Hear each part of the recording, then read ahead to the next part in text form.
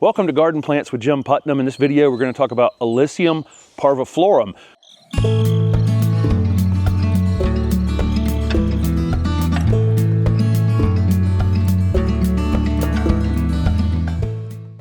We have another Illicium parviflorum video on the channel, and it's for Florida sunshine Illicium. This is one that's really common out in the world now, that most places you go, you're in the zones where this thing can grow, and we'll talk all about that in this video. You're going to see this plant all over the place. But that doesn't mean that the straight species of Illicium parviflorum doesn't have a role in our landscapes. And what we have, this one is in a really tough spot up against a wooded area, and it has created a really dense screen for us on the back here. You can see it has a really tight, a pretty tight habit all by itself. This plant has not been pruned. We like to, when we can, not prune on things out here just to kind of see what they're going to do, especially the screening plants along the outside edge.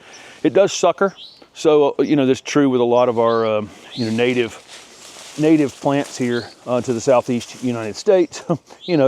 We'll probably need to be cutting some of these suckers out as we go. Where it looks like it's getting broader down at the bottom from the actual trunk of the tree, it's actually just rooting into the ground and kind of taking over a space. This is, when you crush this, it has the anise scent. This is not a replacement for that. This is not edible. It's mildly toxic, so we're not going to eat it, although it has that same smell that star anise has that is used for that.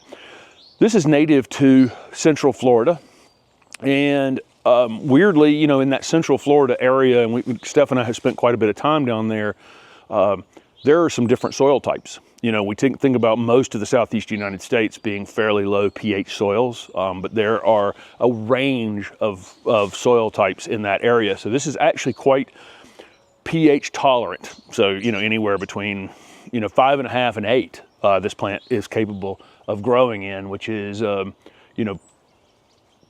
something we don't think about. Typically, these are going to be in moist areas in that Central Florida area, but like a lot of plants, they got pushed to the southeast. They either got pushed into the high mountains of North Carolina, or they got pushed down into deep Texas or Florida during the last glaciation. And what turns out, this plant's actually quite cold hardy. So these are zone 6 hardy, which is amazing for a plant that you find in a protected space in Central Florida. It's actually listed as mildly endangered in the state of Florida because the area that it actually occupies is very heavily developed, but we can have it here in our North Carolina gardens without any problem. Again, this is hardy in zones 6 to 9. Sometimes you'll see 7 to 9 or 7 to 10 on these, but they're quite a bit more cold hardy than you would think. If you were going to be in zone 6 and you're planting a plant that's marginal like that, you definitely want to spring plant it, get it established a bit, and it's probably not the plant that's going to be out on the edge of your property. They like shade or part shade anyway, and so typically, hopefully, they're going to be up in a slightly protected space like this one is. We're in zone 8A, so we're not in jeopardy of the cold hurting it, but we do need to have some afternoon shade on it, and that's kind of where we are with this thing, is right on the edge of this wooded area. What's interesting about this spot is it's actually quite dry, because we had existing root competition from trees back here. This plant would definitely prefer to be in slightly moist but well-drained conditions. So we had to fight through the first couple of seasons with this plant. We had to pay attention to it. I've talked about that many times on the channel and on various plants that, because you say something can become drought tolerant in time, doesn't mean it's instantly drought tolerant. So the first couple of seasons, we would come out here in the afternoon and this thing would just be like this, just hanging down. We might throw some water on it. Sometimes we would, sometimes we wouldn't. But about 2 years in, out of the blue, this thing got rooted in and established enough, and it's not been watered since. Maybe it's been hit because a couple of annuals or perennials along the path were hit, but it hasn't been, we haven't gone out of our way or needed to go out of our way to water this plant again after the second year. And it has a ton of root competition back here behind it. So it would prefer moist, well-drained soil, but can adapt to dry spaces. You're just gonna have to pay attention to it for a while until it gets to that point.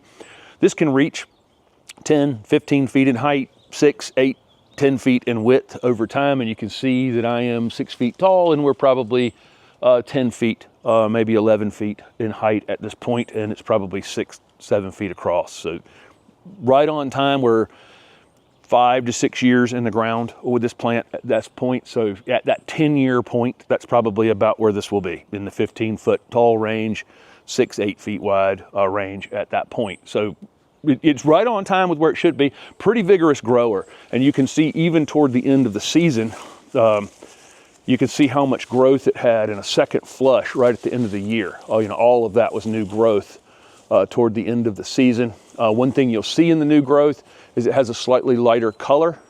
Florida Sunshine Illicium is obviously completely chartreuse, top to bottom, but actually as this one is putting on new growth during the season, it also has a lighter color. And it actually shows up pretty well in fairly dark spaces for a screen like this. Doing a comparison between the Florida Sunshine Illicium and then just the straight Illicium parviflorum, you can see the height difference here, this additional chlorophyll that this plant's had, even though it was in a little bit more of a struggle initially, has passed it by far. So this one's more of a specimen plant, really, and this one is probably a better screening option if you're looking for a part shade or shade screening plant. So these flower, interestingly, these are amongst the earliest of the flowering plants. We've talked about that with magnolias, water lilies. There's quite a few plants that were the initial introduction of flowers, of drawing in pollinators, to actually, rather than using the wind, like grasses and other plants and conifers to pollinate themselves, they begin to invite things to them, birds, pill bugs, all kinds of things.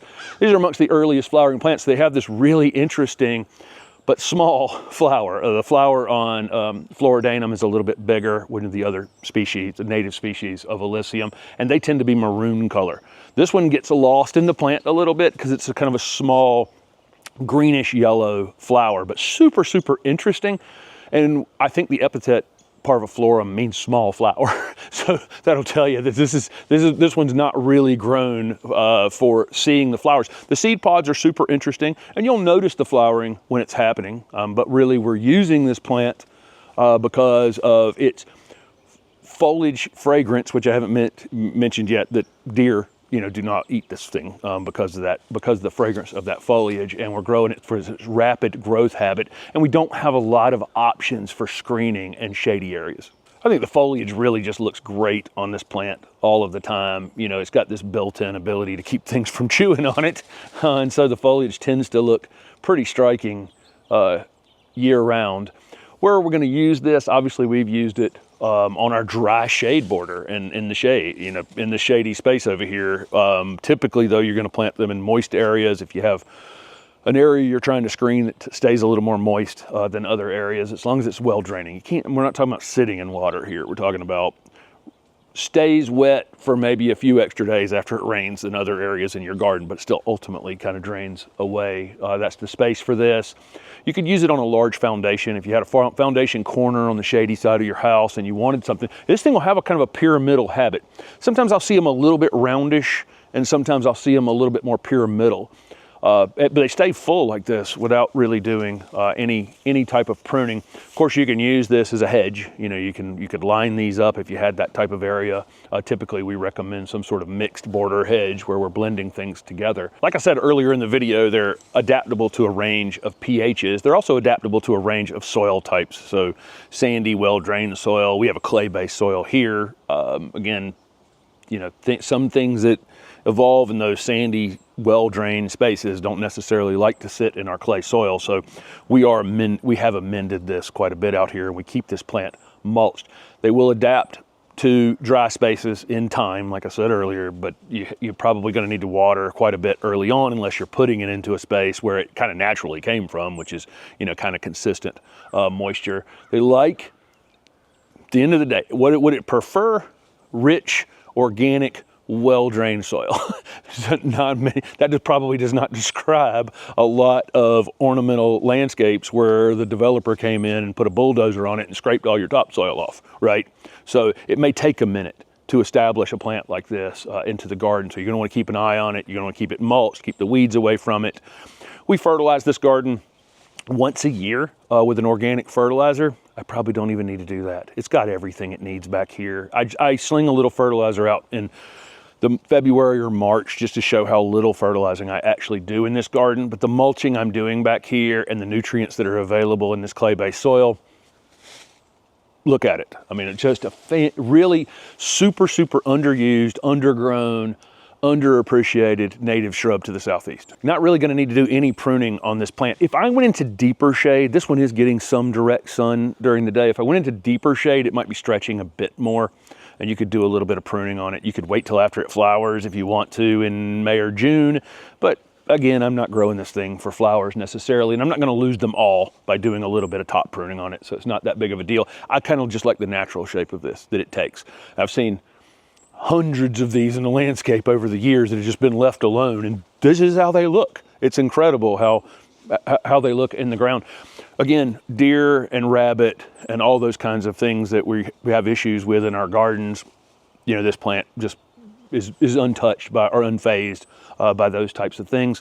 Interestingly, these are native to Central Florida. So Central Florida and then away from the coast. So these aren't particularly salt tolerant. When we think about a lot of the native plants to the southeast, we think of things that grow right along the coastal areas of Florida and South Carolina and North Carolina and around to the Gulf, and they tend to be a little more salt tolerant.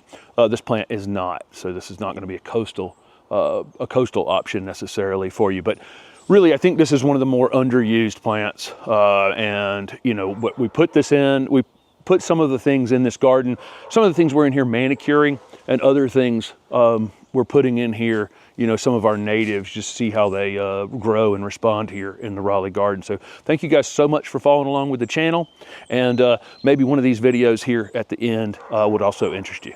Thanks for watching.